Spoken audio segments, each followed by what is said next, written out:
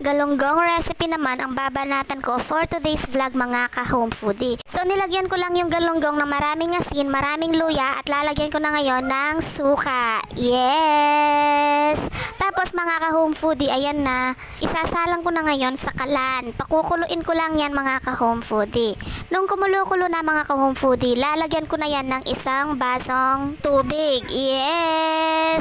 Tapos mga ka-home foodie, ilalagay ko na yung siling haba. Yes! Lalagyan ko nga rin pala yan ng konting mantika. Yes! So ayan mga ka-home foodie, ilalagay ko na rin yung talong. Yes!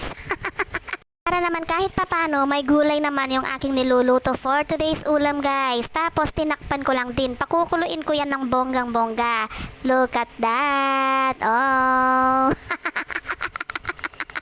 Siyempre mga ka-home foodie, titikman ko yan para malaman ko kung swak na ba sa panlasa ko. So ayan, okay na mga ka-home foodie.